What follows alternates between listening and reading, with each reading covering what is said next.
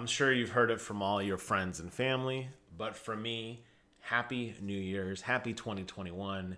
I hope this year is significantly better than last year. I think we can collectively agree this has been one of the, if not the worst year of our lives. But that's behind us because now we're moving on to 2021, and PlayStation wants to ring in the new year with your hot new PlayStation Plus games for January, which is what today's video is going to be all about. And I've got to say, this list, not so hot. You guys probably have seen some of my early looks at these in the past. I typically used to do them for Game Pass, but they came too fast. Too fast, too frantic. And the reality is a lot of Game Pass games were starting to recycle themselves over and over. So I said, okay, enough of that. I'm going to focus on PlayStation now. Obviously, my channel being largely dedicated to PlayStation 5. So I figured what better way to start off the new year with a new video talking about the monthly drop. We got 3 games coming out this month, all of which I am not that excited for or have already beat. They are Maneater, Shadow of the Tomb Raider, and Greedfall. Now, in case you're not familiar with how I do early looks on this channel, I look at the Metacritic score first, and then we look at a little bit of gameplay, typically courtesy of IGN. Every single link that I post, including gameplay videos, will be in the description box below. So while you're down there subscribing to the channel, you can go ahead and read all those wonderful links and go check it out for yourself. But here we go. First PlayStation blog. Well, I guess technically the last PlayStation blog of 2020 from Adam Michael, the Senior Manager of Game Service for Sony. And we got 3 games coming out. Maneater, which is the PlayStation 5 version. Sony's got this new thing where they're bringing in PlayStation 5 games on every drop, as well as 2 PlayStation 4 games, Shadow of the Tomb Raider and Greedfall. All right. Now, here we go. Let's first take a look at Maneater's Metacritic score. Not so good. When you see a Metacritic score that is below 70, that's a major red flag. That means something is not quite right with this game. Now, what I did was I went to IGN site and I randomly just looked up, some gameplay footage because they usually put together some pretty basic vignettes of what to expect. And in Maneater, you are going to play as a shark. Now, I'm sure a lot of people are probably thinking, that sounds awesome. I've always wanted to play as a shark. This game doesn't look like it controls very well. It doesn't look very fun. You're going to be swimming around in seas of blue water, killing people by coming over and biting them. Here, this poor person on what appears to be an inflatable unicorn is about to go for a one-way trip to the gates of hell, courtesy of the man-eater shark. And you basically kind of crash into it. You have this submerge button where you can kind of like jump out of the water like a whale. You bite people. The animation it doesn't seem very fluid in the sense that like some of the animations aren't very seamless. Like it speeds up through the stuff that you'd probably be most interested in. You get a spray of red and of guts and gore and whatever, and that's it. So if you're into this, great. I don't think many people are going to be. Next is Shadow of the Tomb Raider, which surprisingly sits at a 75 on Metacritic. I thought this game got panned significantly worse. This was the ultimate trilogy here, the finale of the Tomb Raider prequel, if you want to think of it that way, where we experience Lara Croft's defining moment of what kind of makes her the Tomb Raider, which I don't know. I don't think a lot of people really cared about that anyway. I can tell you that the original Tomb Raider games were definitely not these, tales of valor and glory that I think even warranted any sort of prequel.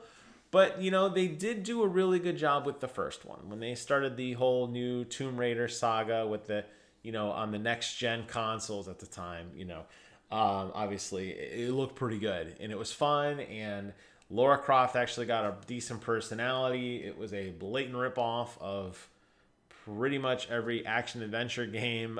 It had a lot of like Uncharted light elements to it, The problem with Shadow of the Tomb Raider, though, is it got incredibly nonsensical, way over the top on action.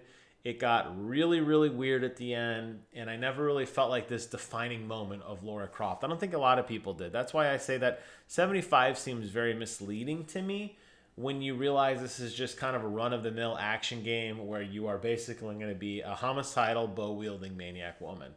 Now, what they tried to do with this game, and there's not really a lot of great gameplay to show here because IGN decided to show the first 15 minutes, which is cutscenes. Except for the very, very end. This game had a lot of these marketplaces. If you recall, this was one of the games that was really highlighting advanced shadow textures and advanced resolution, particularly on the Xbox variant, the edition of this game. It never really looked amazing. It looked okay. But they really tried to include a lot of these like marketplace ambient scenes where you walk around and talk to people before going off on the big adventure. It didn't really work for me. But if you haven't yet played it, I think by now Sony's given you all the other ones. So this would be kind of the finale to your compilation. So you would be able to play through it. Lastly, we get Greedfall. Oops, I don't want to look at that. Lastly, we get Greedfall. Greedfall sits at a 72 on Metacritic, which on the lower end, but still I'd say kind of like passable. This game, I think, largely fell under the radar for a lot of people. It really is, honestly, I mean, when I just play like a snippet of gameplay, and let's go ahead and just watch a little bit of it here. Let me go and mute that. When you just watch a snippet of this gameplay, what does it remind you of? And if you say Assassin's Creed, by the way, you're right, because this is basically a ripoff of Assassin's Creed. It's got, your typical traversal system where you're going to kind of navigate through these open worlds. You're going to have a very RPG-light kind of loot system where you're going to be able to pick up different pieces of gear.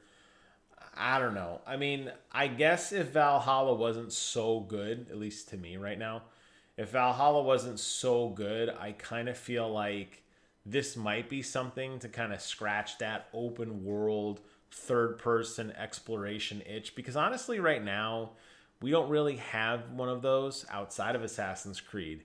Sony didn't really release much at launch, particularly with this genre. You have Demon's Souls, which is a much different, that's not really exploration in the sense of like an Assassin's Creed game. That's very gripping, aggressive, oh my god, I don't want to die combat. It's very focused and channeled exploration. But really outside of that, we really don't have anything. I guess I wouldn't even say Astrobots, really. That's more of just these little tiny snapshots of level. So when you look at something like this epic world to explore and everything, you think Assassin's Creed, because that's kind of what it is. So I don't know. I don't at this point with and I say this every month and I'm gonna say it again on this particular compilation of games. At this point, there have been so many freebies given away. They really need to do something, I think, to wow us, and we are not getting that with this. We need games that you're gonna look at and go, they did that, like, oh my god, they're giving this game away for free. Or better yet, they need to focus on independent launch title games like Rocket League. When Rocket League came out, it drove the sales of PlayStation Plus through the roof. It was a widely sought after game. It was a very exciting game. Fall Guys, perfect example. It was a game that I was actually going to buy. I was ready to buy Fall Guys, and we got it for free with PlayStation Plus. Those are the kind of games that are going to make people talk about the service. Those are the kind of games that are going to make people go out and buy PlayStation Plus. When you take that and you add it to the existing PlayStation Plus collection that they released as part of the PlayStation 5 launch lineup, so to speak, I think those are the games that are going to really move the needle and move the interest. Maneater, I think it's going to be one of those games where people are going, oh wow, what is this? And you're going to play it for about 10 minutes.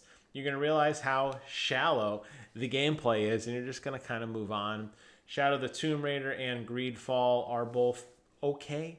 but I don't feel like they're games that are going to hold your interest, especially when there's other great games that are out right now. But am I right? Am I wrong? That's for you to decide in the comments below. So sound off and let me know your thoughts on this month's PlayStation Plus lineup. With that, I'm closing out this video. Once again, have a happy, safe, healthy, wonderful, and prosperous 2021.